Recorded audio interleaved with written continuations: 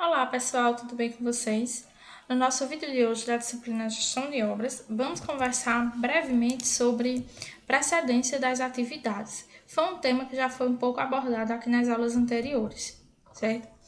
Pessoal, depois que a gente faz a identificação das atividades, identifica a duração de cada atividade, está na hora da gente organizar essas atividades em forma de precedência, para que a gente possa, assim, elaborar nosso diagrama de redes, identificar o caminho crítico, né, ver aquelas atividades que a gente pode ou não atrasar, e aí montar o nosso cronograma, certo? Visto isso, né, depois que você estipulou a duração das atividades e você fez a identificação das atividades e estipulou a duração delas, você vai identificar quais são as atividades predecessoras e quais são as atividades sucessoras, né? As atividades predecessoras, elas também são chamadas de precedentes, antecessoras e antecedentes. São aquelas atividades que antecedem outras, né? E as sucessoras também são chamadas de sucedentes e subsequentes. São aquelas atividades que vêm depois de uma determinada atividade. Então, veja só. Dentro disso, é importante a gente ver que para que a gente faça esse relacionamento entre as atividades, a gente tem que identificar a dependência imediata entre as atividades. O que seria isso? Tá aí, por exemplo, né? A gente tem a atividade A, B e C. Para a atividade B ocorrer, A tem que ocorrer. Para a atividade C acontecer, B tem que ocorrer, mas também A tem que ocorrer. Isso significa que a atividade C, ela depende de A e de B, certo? Mas, se a gente faz essa ligação aqui, a gente já está visualizando que essa atividade também depende de A para acontecer. Então, não é necessário que a gente demonstre, né, através de outra ligação, que essa atividade também depende de A. Isso seria uma ligação redundante, certo? Então, a gente tem que observar a dependência imediata, né, entre as atividades. O que, por exemplo, vamos supor, você só pode fazer o levantamento da alvenaria depois que você executar a sapata, por exemplo, né? Só que antes de você fazer a alvenaria, você ainda tem que concretar os pilares, as vigas, certo? Então, a gente sabe que para você fazer a alvenaria, você tem que ter executado a sapata. Mas existem outras atividades, né, que antecedem a alvenaria, que tem uma dependência imediata, que não seja a fundação, certo? Outra observação, por exemplo, ó, se eu vou fazer a pintura de uma parede, a parede ela tem que estar emassada. Isso significa que a atividade de fazer o emassamento da parede, ela tem dependência, a atividade de pintura tem dependência imediata dessa outra atividade, tá certo? Então, a gente tem que observar a dependência dessa atividade, se ela é imediata ou não. Aí, outras duas observações. Nem toda atividade tem uma atividade predecessora. Isso geralmente ocorre nas primeiras atividades, né? Que não depende de nenhuma outra atividade para acontecer. Ou ainda, por exemplo, alocação de um determinado equipamento, certo? Então, não necessariamente todas as atividades vão ter sempre predecessoras. A mesma coisa acontece com as sucessoras, né?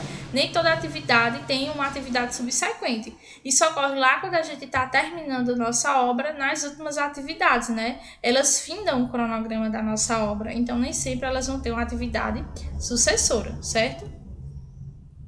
Bom, feito isso, a gente tem que montar um quadro, que é chamado de quadro de sequenciação, onde a gente vai colocar de forma organizada as atividades predecessoras, né? Então, a gente vê aí que esse quadro ele é composto por 3 colunas. Na primeira coluna, a gente tem o código, que é uma identificação simplificada da atividade, pode ser com letras, números ou alfanuméricos. Então, geralmente, é o seguinte, se você vai executar uma obra, então, a gente tem essa tabela aí, esse quadro montado, né? Aí a gente tem, por exemplo, a fase infraestrutura, né? E aí abaixo a gente vai ter o código da atividade. Então, a gente vai ter atividade A, atividade B, atividade C, ou ainda atividade 1, 2, 3, certo? Depois a gente tem o nome da tarefa, tal como foi identificada na EAP, né? Aí você vai colocar o nome da tarefa. Por exemplo, fundação, alvenaria, escavação, certo? E aí, na última coluna, a gente vai colocar a atividade predecessora, que são as atividades imediatamente antecessoras à atividade em questão, certo? Para identificar as predecessoras, a melhor maneira é perguntar de quem esta atividade depende. Então, sempre quando você for montar seu quadro de sequenciação, você vai imaginar, para fazer essa atividade, qual eu preciso ter realizado antes, né? Por exemplo, para a gente executar o reboco da alvenaria. O que eu tenho que fazer antes? Ora, antes eu tenho que levantar a alvenaria, antes eu tenho que fazer o chapisco, né? Esperar a cura, certo? Então, a gente faz esse tipo de pergunta quando a gente vai montar esse quadro de sequenciação. Então, aqui ó, a gente tem um exemplo. Vamos ver como é a interpretação. Bom, a gente tem aí o código, aí a primeira atividade, a atividade A. Locação da fundação. É a primeira atividade, ela não depende de nenhuma outra. Aí tem aí um tracinho, né? Aí a atividade B, escavação da fundação. Você só pode escavar a fundação quando você tiver feito a alocação dela. Então, a atividade B, ela depende da atividade A. E a dependência é imediata. Depois que você escavou, o que é que você vai fazer? A montagem das formas. Então, a atividade C, que é a montagem das formas, você só pode executar depois que escavar a fundação. Notem aí, pessoal, que para você fazer a montagem das formas, você tem que fazer a alocação da fundação também. Mas essa dependência ela não é imediata, tá certo? Por isso que você não precisa colocar, por exemplo, que a montagem das formas ela depende de A e de B. Vamos para o D, obtenção do aço. Pessoal, essa atividade ela não tem uma predecessora, porque ela não depende de nenhuma outra, né? Então, em qualquer momento aí, até a atividade B, né, ou até a atividade C, eu posso obter esse aço, tá certo? Agora, preparação da armação. Para preparar a armação, obrigatoriamente, eu tenho que ter obtido o aço. Então, a atividade E, ela está relacionada com a atividade D, a predecessora dela é D. Colocação da armação. Aí nós temos duas atividades predecessoras.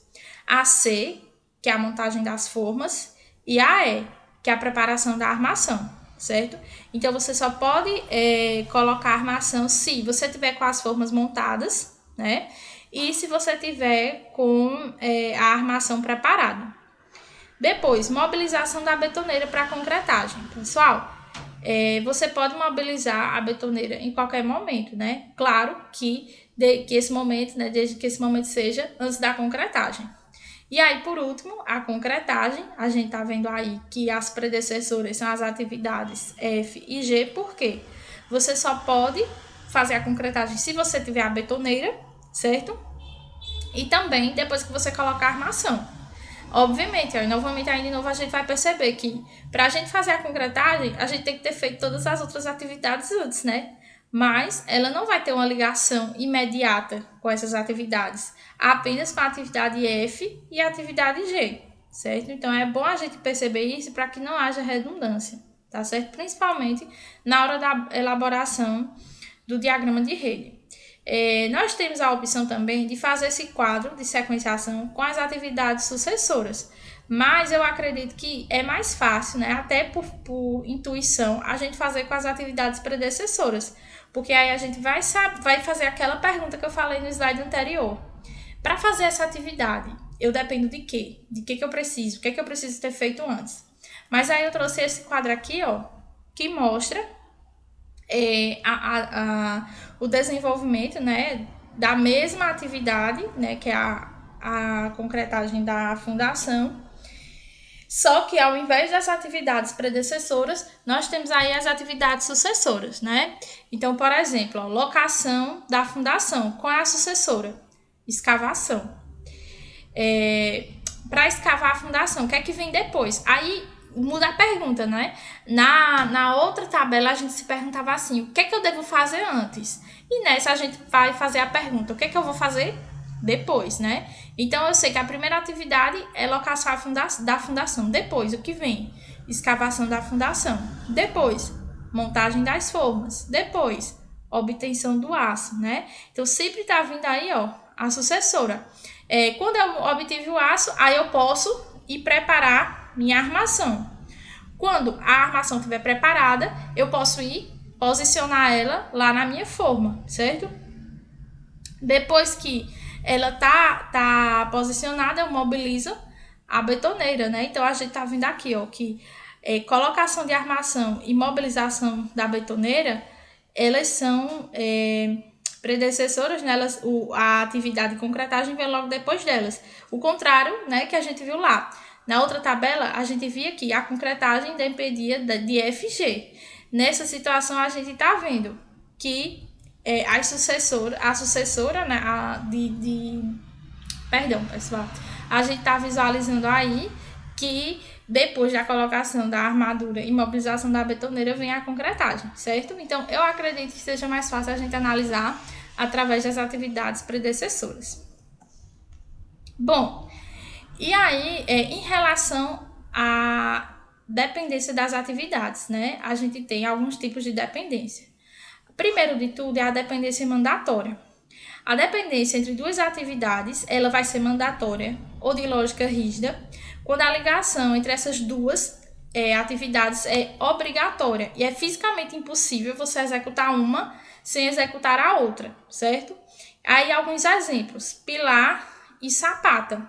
Você só vai poder executar o pilar, concretar o pilar, depois de ter concretado a sapata. É fisicamente impossível você concretar o pilar sem ter feito a sapata antes. Armação e concreto. É impossível você concretar sem antes você ter posicionado a armadura.